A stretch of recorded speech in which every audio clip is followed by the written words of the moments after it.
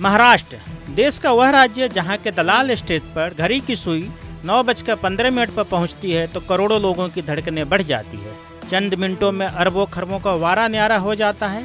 लेकिन महाराष्ट्र क्या देश के लोगों की निगाह इस समय दलाल स्टेट से ज़्यादा बलाड स्टेट पर टिकी है।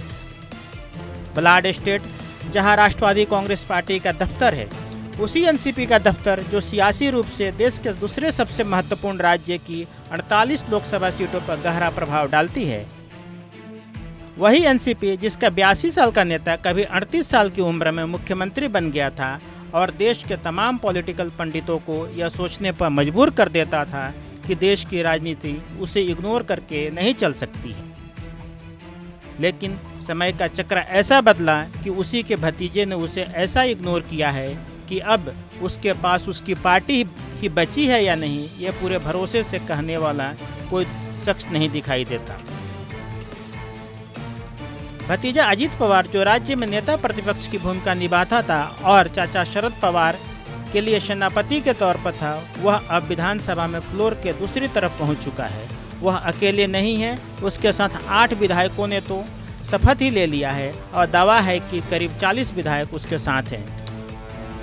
शरद पवार अपने ही भतीजे से मात खा चुके हैं। जूनियर पवार ने सीनियर पवार को उनकी ही राजनीतिक शैली में जो चोट पहुंचाई है, वह भारतीय राजनीति में विरले ही देखने को मिलती है। दरअसल भारतीय राजनीति में वंशवाद हमेशा से प्रभावी रहा है।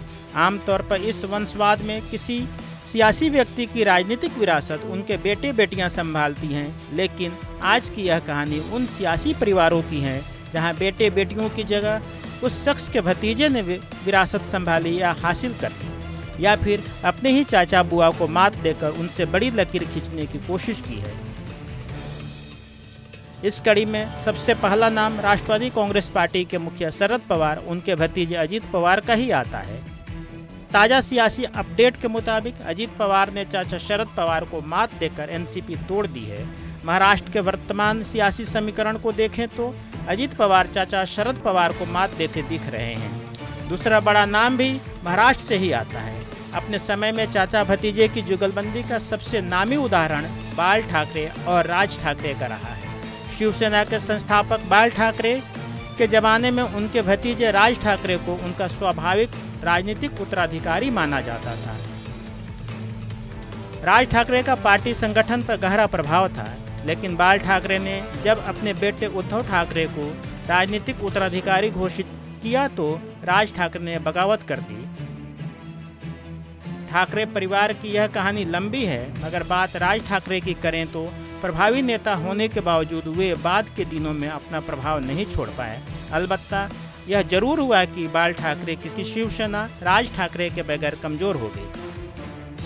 चाचा या बुआ भतीजे की इस कहानी में तीसरा अहम नाम आता है पश्चिम बंगाल की मुख्यमंत्री ममता बनर्जी और उनके भाई के बेटे अभिषेक बनर्जी का। दीदी ने अभिषेक बनर्जी को अपना उत्तराधिकारी घोषित कर रखा है।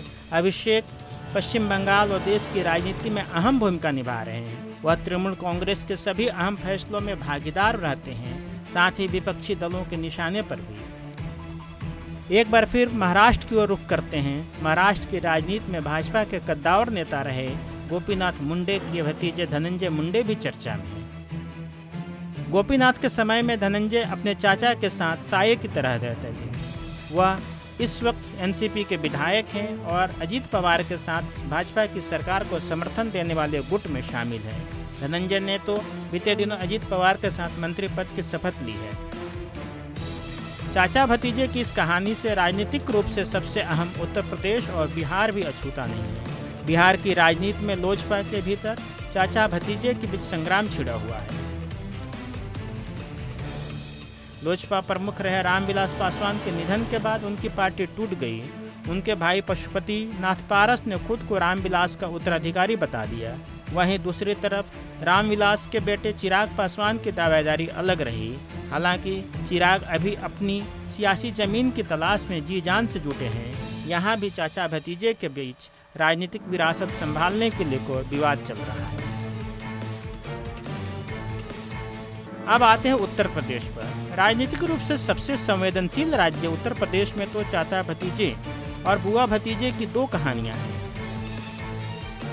एक तरफ दिवंगत मुलायम सिंह यादव के बेटे और पूर्व मुख्यमंत्री अखिलेश यादव हैं, तो दूसरी ओर उनके चाचा शिवपाल यादव है। इन दोनों के बीच सियासी उत्तराधिकार की लड़ाई जग जाहिर है। एक और कहानी राज्य की 4 बार मुख्यमंत्री रही बसपा प्रमुख मायावती की है। अघोषित तौर पर मायावती के भाई के बेटे आकाश आनंद को उनका उत्तराधिकारी माना जाता है। हालांकि वह पर्दे के पीछे रहकर राजनीति करते दिखाई पड़ते हैं। चाचा भतीजे की यह कहानी यहीं नहीं थमती। देश के पूर्व तटीय राज्यों में से एक उड़ीसा में भी एक भतीजे की खूब चर्चा होती है। वह शख्स सत्ताधारी दल बीजू जनता दल से है। राज्य के मुख्यमंत्री और बीजेपी के अध्यक्ष नवीन पटनायक देश में सौम्य राजनीति के पुरोधा माने जाते हैं। वे लंबे समय से राज्य के मुख्यमंत्री हैं। दिग्गज समाजवादी नेता रहे बीजू पटनायक के बेटे हैं। अब नवीन पटनायक के राजनीतिक उत्तराधिकारी की बात होने लगी है। ऐसे में उनके भाई के बेटे अरुण पटनायक का नाम सबसे आगे है।